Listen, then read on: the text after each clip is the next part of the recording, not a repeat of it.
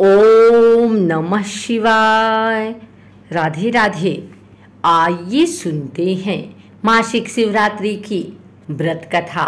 पौराणिक कथा के अनुसार पूर्व काल में चित्रभानु नामक एक शिकारी था। जानवरों की हत्या करके वह अपने परिवार को पालता था। वह एक साहूकार का कर्जदार था, लेकिन उसका ऋण समय पर न चुका सका।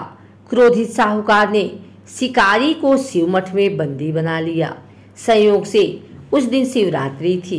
शिकारी ध्यान मग्न होकर शिव संबंधी धार्मिक बातें सुनता रहा। चतुर्दशी को उसने शिवरात्रि व्रत की कथा भी सुनी।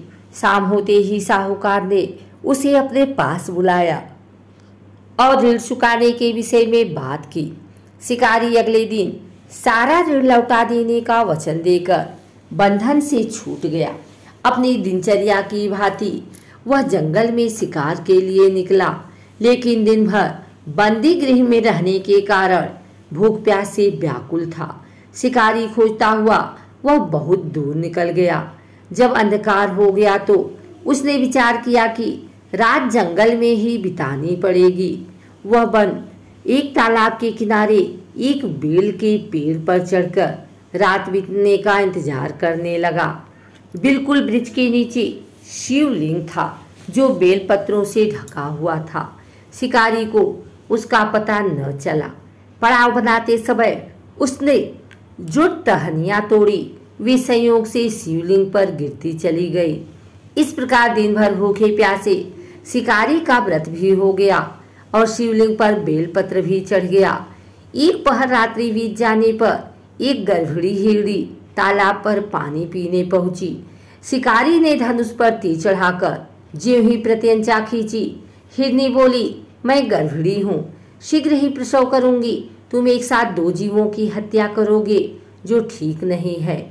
मैं बच्चे को जन्म देकर शीघ्र ही तुम्हारे समक्ष प्रस्तुत हो जाऊंगी, तब मार लेना। शिकारी ने प्रत्यंचा ढीली कर दी और हिरनी जंगली झाड़ियों में लुप्त हो गई। प्रत्यंचा चढ़ाने तथा ढीली करने के वक्त कुछ बेलपत्र अनायास ही टूटकर शिवलिंग पर गिर गए। इस प्रकार उससे अनजाने में ही प्रथम प्रहर की पूजा भी संपन्न हो गई। कुछ ही देर बाद एक और हिरनी उधर से निकली।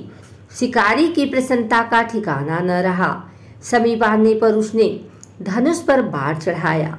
तब उसे देखा कि हिरनी ने विनम्रता पूर्वक निवेदन किया, हे शिकारी, मैं थोड़ी देर पहले ऋतु से निवृत्त हुई हूँ, कामातुर विरहिणी हूँ, अपने प्रिय की खोज में भटक रही हूँ। मैं अपने पति से मिलकर शीघ्र ही तुम्हारे पास आ जाऊंगी। शिकारी ने उसे भी जाने दिया। 2 बार शिकार को खोकर उसका माथा ठनका। वह चिंता में पड़ गया। रात्रि का आखिरी पहर बीत रहा था।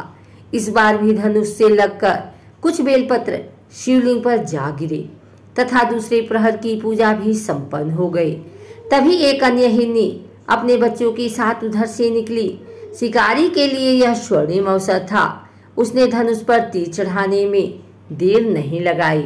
वह तीर छोड़ने ही वाला था कि हिरनी बोली, हे शिकारी, मैं इन बच्चों को इनके पिता के हवाले करके लौट आऊंगी। इस समय मुझे मत मारो। शिकारी हंसा और बोला, सामने आया शिकार को छोड़ दूं? मैं ऐसा मूर्ख नहीं। इससे पहले मैं 2 बार अपना शिकार खो चुका हूँ। मेरे बच्चे भूखे प्यास से हैं। उत्तर में हिरनी ने फिर कहा, जैसे तुम्हें अपने बच्चों की ममता सता रही है, ठीक वैसे ही मुझे भी। हे शिकारी, मेरा विश्वास करो, मैं इन्हें इनके पिता के पास छोड़कर तुरंत लौटने की प्रतिज्ञा करती हूँ। हिरनी का दुख भरा स्वर सुनकर शिकारी को उस पर दया आ गई। उसने उस मृगी को भी जाने दिया। शिकार के अभाव में तथा भूख प्यास से व्याकुल शिकारी अनजाने में ही बेल वृक्ष पर बैठा बेल पत्र तोड़ तोड़ कर नीचे फेंकता जा रहा था। पाँव फटने को हुई तो एक हिष्ट पुष्ट मृग उसी रास्ते पर आया।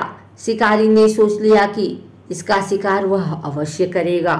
शिकारी की तनी प्रत्यंचा देखकर मृग विनीत स्वर में बोला, हे शिकारी, यदि तुमने मुझसे पूर्व आने वाली 3 मृगियों तथा छोटे छोटे बच्चों को मार डाला है, तो मुझे भी मारने में विलंब न करो, ताकि मुझे उनके वियोग में एक क्षण भी दुख न सहना पड़े।